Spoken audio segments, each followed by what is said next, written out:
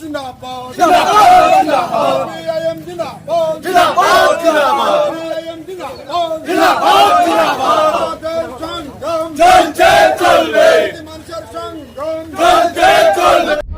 শুধু দর্শক বন্ধু, আপনারা দেখছেন একে নিউজ বাংলা। আর এই মুহূর্তে উপস্থিত রয়েছি ক্যানিং পূর্ব বিধানসভা লাল দুর্গর গড় ছিল যে জায়গায় পারগাতি হাটখোলা। আজকে যদি হৈবর রহমান সর্দার এবং রুহুল আমিন লস্কর বেঁচে থাকতো অত্যন্ত খুশি হতো যে 2011 সালের পরে আবার নতুন করে এই পারগাতি হাটখোলা 2026-এ লাল পতাকা এবং বেশ কিছু মানুষ বলছে ইনকিলাব জিন্দাবাদ।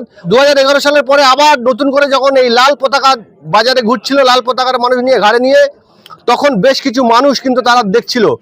আজকে পারগাতি হাটখোলায় যে পথসভা করলেন, সেই পথসভায় কয়েক ঘন্টার নোটিশে বেশ কয়েকশো মানুষ কিন্তু উপস্থিত হয়েছেন। পথসভার উদ্দেশ্য কি? গতকাল জীবনতলা বিডিও অফিসে ডেপুটেশন দেওয়া হবে।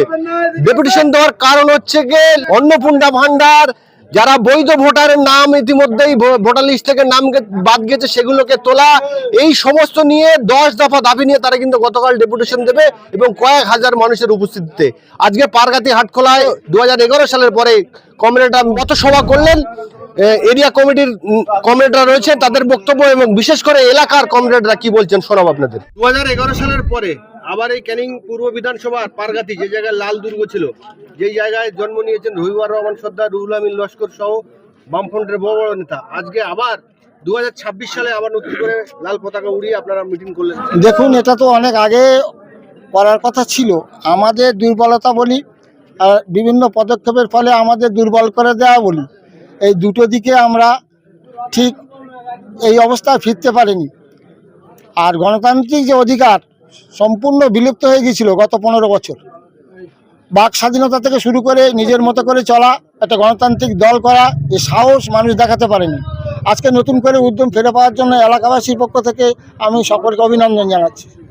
এই জায়গার বাম দুর্গর যিনি কান্ডারি ছিলেন হৈবর রহমান সর্দার এবং রুহুল আমিন লস্কর, তারা আর বেঁচে নেই। আজকে হয়তো বেঁচে থাকলে তারা বেশি খুশি হতেন। তাদের দুজনের উদ্দেশ্যে কি বার্তা দেবেন? আমাদের দুজন ছিলেন, আমাদের মধ্যে ওনারা যেমন শিক্ষক ছিলেন তেমন সমাজসেবী ছিলেন, আর সাথে সাথে আমরা ওনাদের হাতে শিষ্য এবং ওনাদের কাছ থেকে দীক্ষা নিয়ে আমরা যা কিছু শিখেছি। বর্তমান মানুষের পরিষেবা বলুন আর একটা সামাজিক বন্ধন, সমস্ত দিক থেকে কর্তব্য পালনের কথা যদি বলি, তা সেটা রাজনীতির মধ্যেই আছে। এবং রাজনীতি একটা সুস্থ রাজনীতি আমাদের মধ্যে পারে একটা সুস্থ সমাজ গড়তে। আর এই সুস্থ রাজনীতির জন্যে আমরা এলাকাবাসীর কাছে এই আহ্বান করব, আগামী দিনে যেন এই এলাকা সুস্থ রেখে সুস্থ রাজনীতি, সুস্থ পরিবেশ আমরা গঠন করতে পারি। এই ক্যানিং পূর্ব বিধানসভার এই পারগাতি হাটখোলা, এই হৈবর রহমান সর্দার, রুহুল আমিন লস্কর সহ যারা নেতৃত্ব ছিল, এখানে একটা পার্টি অফিস ছিল। পার্টি অফিসটা তৃণমূল কংগ্রেসের যারা কর্মী সমর্থক ছিল তারা ভেঙে দিয়েছে। বর্তমানে অস্থায়ী কোনো জায়গা আপনাদের নেই।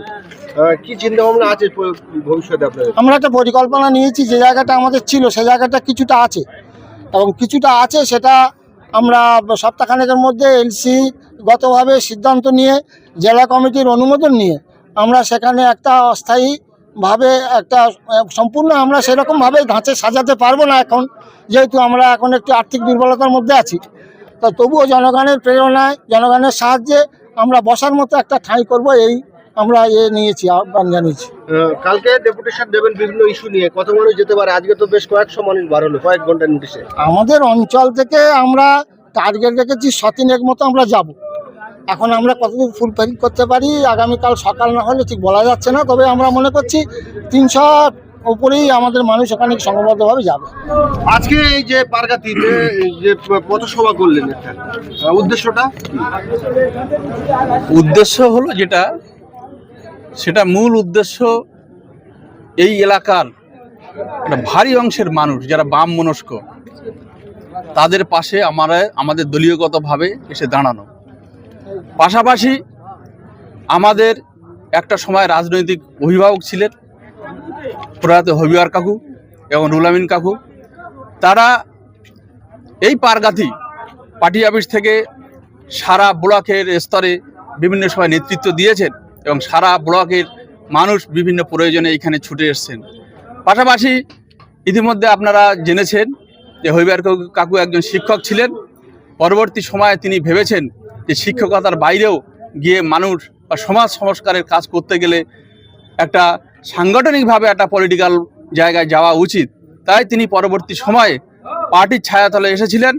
আসার পরিপ্রেক্ষিতে তিনি আবার পরবর্তী সময়ে ক্যানিং টু 2 নম্বর ব্লকের সভাপতিত্ব দায়িত্ব পালন করেন এবং তারা সভাপতিত্ব দায়িত্ব পালন করার সময়ে সারা ব্লকের মানুষ খুব সুস্থ পরিবেশ বা পরিষেবা পেয়েছেন প্রশাসনিকভাবে।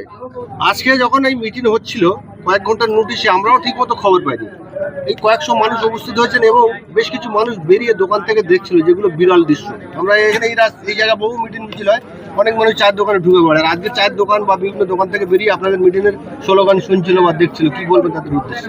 এ বিষয়ে যেটা বলার, দেশ স্বাধীন হওয়ার পরে তারপরে প্রকৃত অর্থে স্বাধীন হয়নি মানুষ কৃতদাস অবস্থায় ছিল। বামফ্রন্ট সরকার আসার পরে মানুষ মেরুদণ্ড সোজা করে মানুষ চলতে পেরেছে এবং যার যে বাক স্বাধীনতা সেটা ফিরে পেয়েছিল। কিন্তু 11 সালের পরে আবার মানুষ কৃতদাসের পরিণত করেছিল তৃণমূলের সরকার। সেই সরকার চেয়েছিল যে সাধারণ মানুষকে কতটা ভয়ভীতি এবং নিষ্ক্রিয় করে রাখা যায়, এবং তারা ভেবেছিল যে ভবিষ্যতে আর কোনো দিন সিপিআইএম তো বামফ্রন্ট আর ফিরে আসবে না মানুষের কাছে। তাই আসার পরিপ্রেক্ষিতে আমাদের এই অল্প সময়ের যে আমাদের ভিডিও ডেপুটেশন যে কর্মসূচি, এই কর্মসূচি উপলক্ষ করে আমরা পারগাতি হাটখোলায় যে আমরা বাজার মিছিলটা করেছি, মানুষ এতে খুবই আনন্দিত যে না, অনেক দিন পরে আমরা লাল ঝান্ডাটা দেখতে পেয়েছি। এর জন্যই মানুষ আনন্দিত।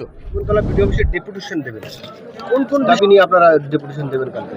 আমরা ঠিক করেছি বিডিও অফিসে যে গণ ডেপুটেশনটা হবে, আমাদের মূলত অনেক দাবি আছে। তার মধ্যে কিছু দাবি আমাদের আছে, যেমন হচ্ছে জল নিকাশি ব্যবস্থা, রাস্তাঘাটে বেহাল অবস্থা, পানীয় জলের ব্যবস্থা, অন্নপূর্ণা ভাণ্ডার, মায়েরা যারা প্রধান দাবি আমাদের। শুভেন্দু অধিকারী বলেছিল যে 1,500 টাকার বদলে আমরা 3,000 টাকা দেবো। সেই 3,000 টাকা মায়েরা পাচ্ছে না, মায়েরা হচ্ছে নাজাল অবস্থায়। এমনকি হচ্ছে বিভিন্ন জায়গায় রাজ্যের মায়েরা হচ্ছে গিয়ে বেহুশ হয়ে পর্যন্ত পড়ে যাচ্ছে এবং হচ্ছে একজন প্রাণঘাতী আত্মহত্যাও করেছে। এই সমস্ত দাবি দেওয়া নিয়ে আমরা হচ্ছে গিয়ে ডেপুটেশনটা কালকে দিতে যাচ্ছি। কালকে কত মানুষ উপস্থিত হতে পারে ডেপুটেশনে? এখন কথা হচ্ছে কি, আমাদের যা সাংগঠনিক শক্তি আছে, আমরা প্রত্যেকটা অঞ্চলে আমরা হচ্ছে আমাদের পার্টিকে, আমাদের শাখাকে আমন্ত্রণ জানিয়েছি।